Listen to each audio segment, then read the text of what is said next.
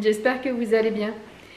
Je vous reprends aujourd'hui pour faire un peu le point sur mon rééquilibrage alimentaire. Je vous avais fait plusieurs photos un peu sur ce thème-là, et notamment une vidéo suite à mon rendez-vous avec la nutritionniste. Donc si vous ne l'avez pas vu, je vous le remets, alors je ne sais pas de quel côté c'est, mais dans le petit i, comme ça vous pourrez voir le plan que m'a donné ma nutritionniste.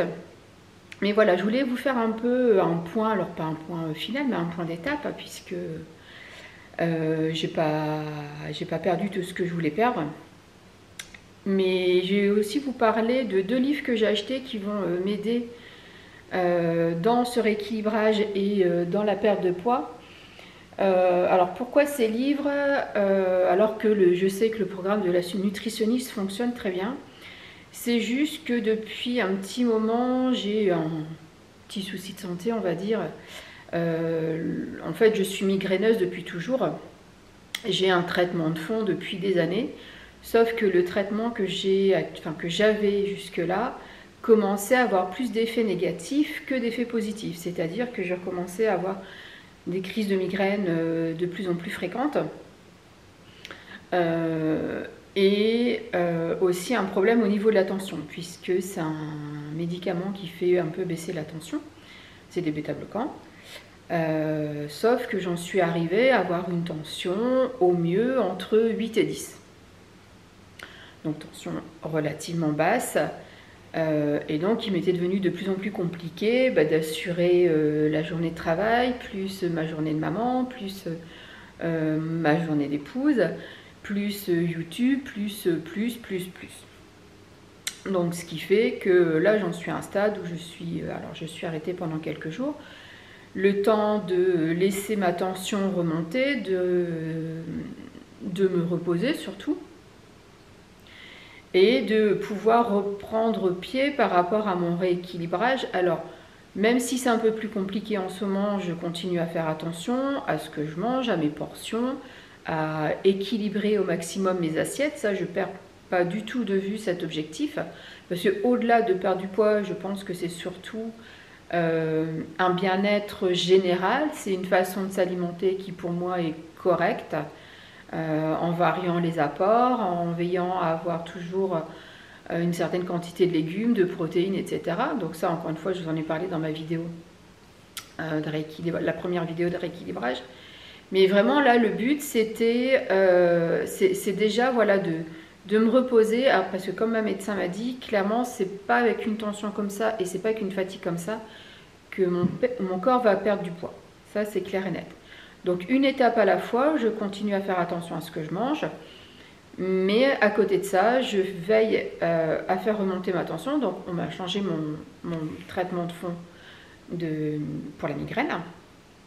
Donc il faut laisser maintenant le temps faire ces choses. Mais voilà, encore une fois, j'ai des objectifs, je veux perdre quelques kilos. Je ne me mets pas de pression en termes de temps. Ça partira quand ça partira, chaque chose en son temps.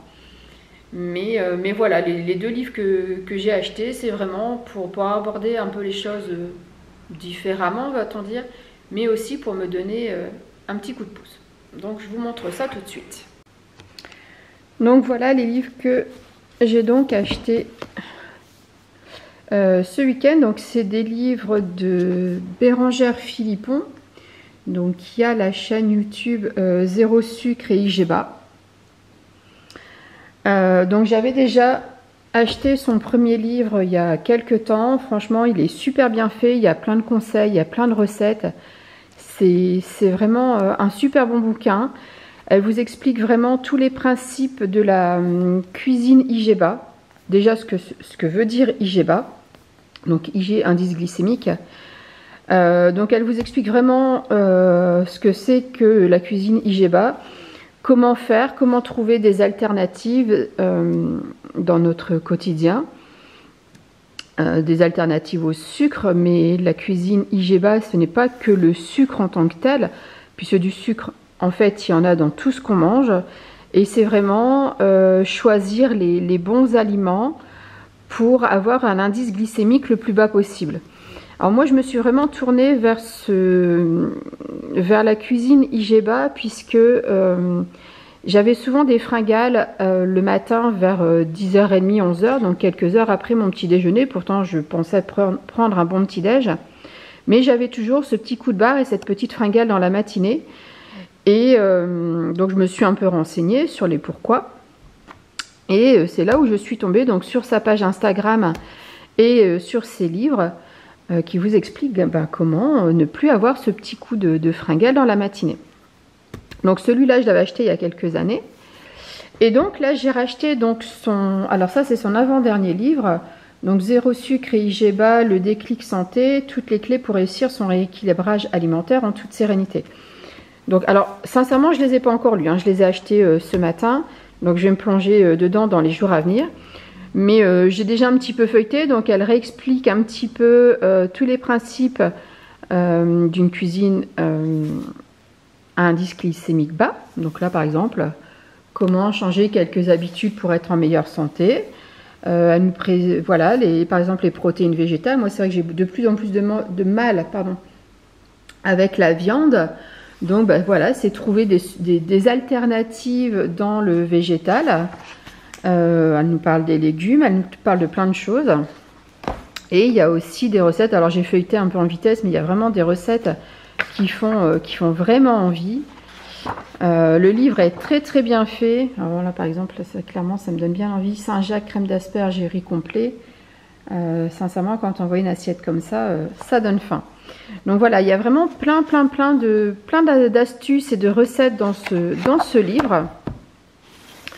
Et j'ai également pris ce livre. Alors ça s'appelle mon cahier coaching de rééquilibrage alimentaire. Donc on est clairement dans le thème et dans ce que je veux faire. Donc encore une fois, elle réexplique sa méthode. Mais, hop, donc là, on a encore une fois donc, tous les principes de la cuisine Igeba. Alors oui, ça peut paraître un peu redondant, mais je pense que chaque livre apporte quelque chose de différent. Et en fait, donc dans ce livre, vous avez également des plannings semaines, donc ce qui vous permet de planifier vos repas. Donc si vous suivez ma chaîne, vous savez que toutes les semaines, en général, je vous fais un retour de course, un menu de la semaine. Donc ça va me permettre effectivement de continuer à planifier mes repas, mais surtout de tout garder dans le même livre, donc au même endroit. Et en tout, il y a 48 semaines de planning pour les menus.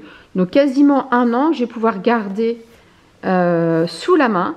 Et puis ça va me permettre aussi, par exemple à la fin de la semaine, de me dire, voilà, avec ce que j'ai mangé cette semaine, je me suis sentie en forme, je me suis sentie fatiguée, j'ai réussi à perdre un peu ou pas du tout.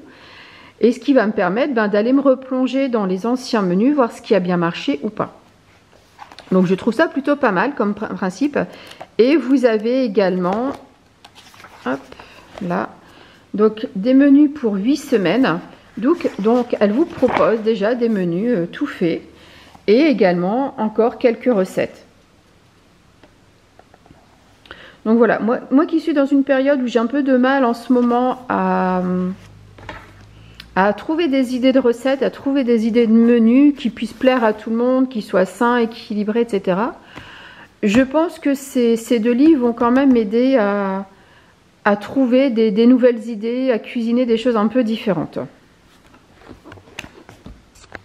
Donc voilà. Donc je voulais vraiment vous partager ces deux bouquins parce que je trouve qu'ils sont super bien faits. Bérangère Philippon, c'est quelqu'un que je suis sur les réseaux sociaux depuis un petit moment. Et vraiment, j'aime beaucoup ce qu'elle propose.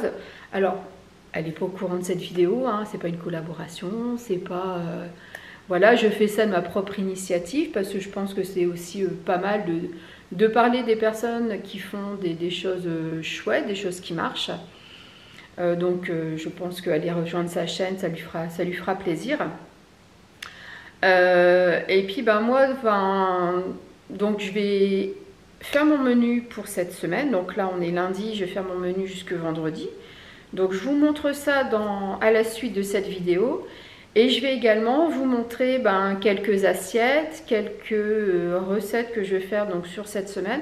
Donc ça sera une vidéo qui sera, je pense, un peu complète sur mon rééquilibrage de la semaine et sur migration, on peut dire ça comme ça, vers un peu plus de cuisine Igeba. Écoutez, n'hésitez pas encore une fois à me dire en commentaire ce que vous en pensez, si vous connaissez cette méthode, si vous l'avez déjà essayé, enfin si vous cuisinez comme ça tous les jours, ce que vous en pensez.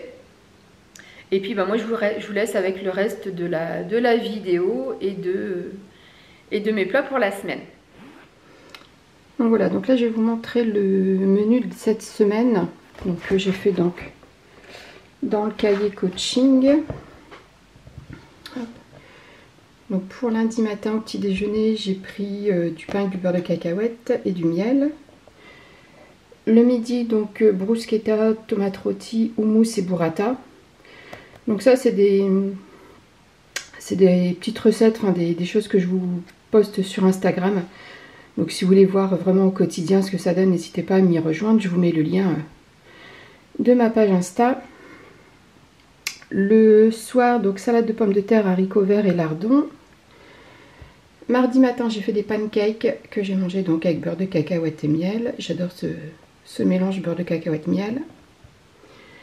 Le midi, donc galette végétale avec le reste du houmous, de l'avocat, saumon fumé et en accompagnement des concombres avec du tzatziki. Donc pour le soir, donc cuisse de poulet avec une basquaise et de la semoule. Mercredi matin, donc reste des pancakes, toujours beurre de cacahuète, miel. Le midi, resto sur l'île, et donc comme je sais où on va aller au resto, ils font une salade de chèvre et je sais que je vais manger ça. Le soir, ça sera des wraps, donc avec du jambon, du thon, du saumon. Jeudi matin, fromage blanc muesli. Donc pour les midis, donc là je viens de changer puisque en fait ce que j'avais prévu, j'ai pas les ingrédients, mais finalement je vais faire une autre recette. Donc j'ai changé entre deux. Donc je vais faire des aubergines à la parmigiana avec du jambon cru. Donc en fait les aubergines à la parmigiana. Donc c'est une recette du livre. Donc celui-là. Donc voilà. C'est ce gratin là. Pour le soir, donc risotto petits pois et lardons, donc des petits pois frais que j'ai achetés à la ferme. Vendredi matin, je ne sais pas encore. Le vendredi midi, donc lentilles également avec des aubergines et chèvres. Donc c'est également une recette de ce livre là. Et pour le soir, donc tortellini gratinés. Samedi, dimanche, je ne vous montre pas puisque ça fera partie de mon retour de course. Que je vous publierai ce week-end.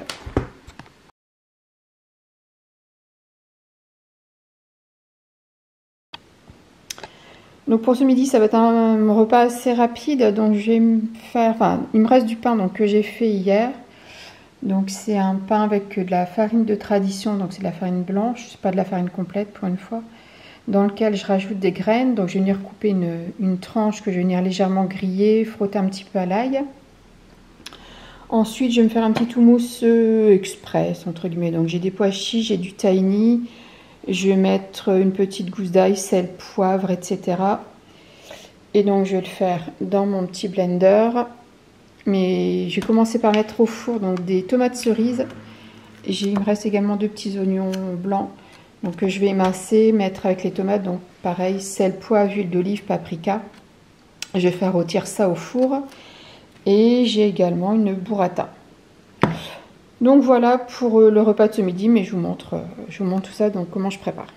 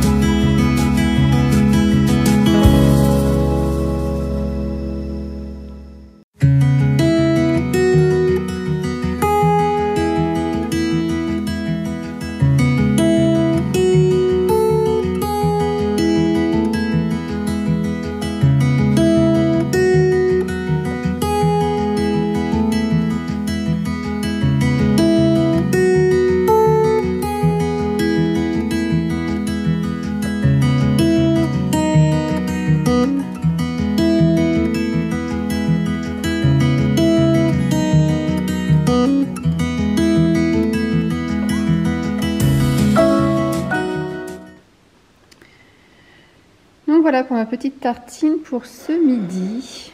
Donc une tranche de pain aux céréales grillé frotté à l'ail, du houmous, des tomates rôties au four, j'ai du basilic frais, graines de courge, pignons de pain et une demi burrata. Donc voilà pour ce midi.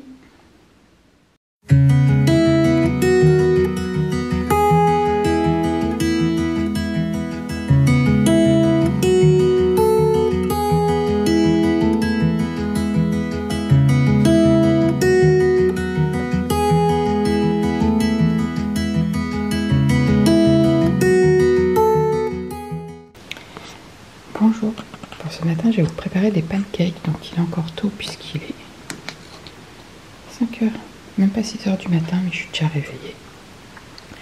Donc je vais préparer des pancakes pour toute la famille avec de la farine complète. Je vais prendre 200 g de farine, 2 œufs, un sachet de levure et là j'ai 400 ml de lait.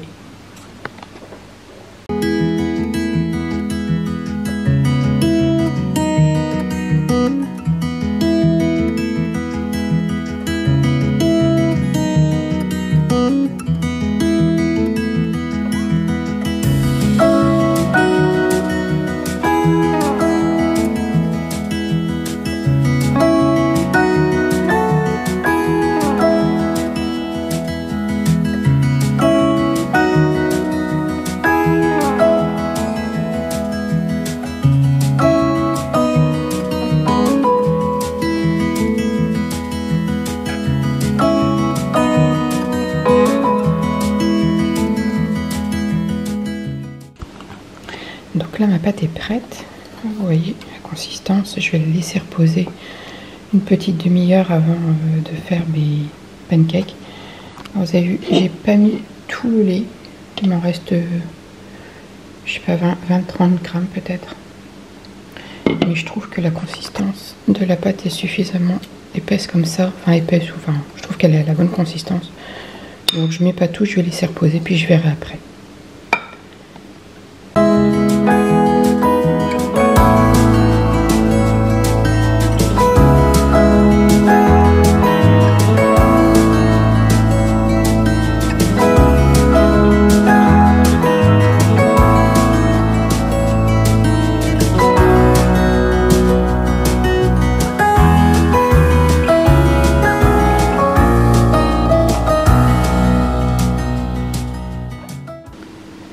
Donc pour ce midi, ce que je vais préparer, ce sont ces galettes, donc céréales bio, aux épinards et aux pignons. Donc je vous en ai déjà parlé, c'est des galettes comme ça, franchement c'est super bon, moi j'aime beaucoup. Donc je vais faire réchauffer à la poêle, sur lequel je vais mettre donc mon reste de houmous, du saumon fumé et de l'avocat. Et en accompagnement, je vais faire un concombre avec du tzatziki, donc tout simplement un concombre que je vais couper comme on ferait un concombre à la crème. Mais au lieu de mettre de la crème, je mets du tzatziki et c'est super bon. Donc voilà, je prépare tout ça et puis je vous montre le résultat après.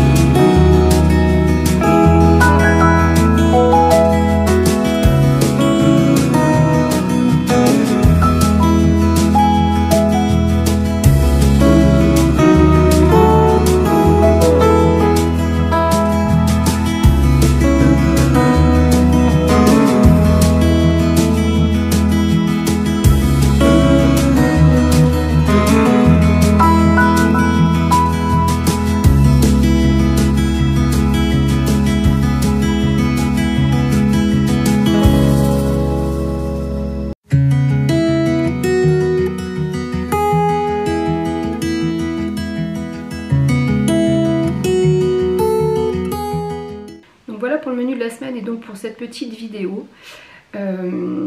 Alors même si effectivement j'ai acheté des bouquins sur tout ce qui est IGBA, etc. J'ai pas l'intention de ne manger que IGBA. C'est juste une aide, un complément par rapport à ce que je fais déjà. Donc ne me dites pas en commentaire oui mais ça c'est pas IGBA, oui mais ça tu fais pas bien. Je sais, je fais un mixte entre le programme de la nutritionniste, IGBA, j'ai une famille et des enfants, un mari qui ne sont pas du tout en rééquilibrage alimentaire, qui ne veulent pas forcément se passer de gâteaux, de biscuits, de sucre, etc. Et c'est pas mon intention de les forcer. Donc voilà, le tout c'est de mixer un petit peu différents programmes pour trouver mon équilibre qui va me permettre effectivement de perdre ces 2-3 kilos que je vais perdre et de me sentir bien. Donc voilà, n'hésitez pas à me dire si vous aussi vous connaissez la cuisine IGBA, ce que vous en pensez. Et puis si vous avez des petites astuces, des petits conseils à également me donner, je suis preneuse. Mais écoutez, moi je vous laisse là pour cette vidéo et puis on se retrouve bientôt, soit en recette, soit en retour de course. A bientôt, au revoir.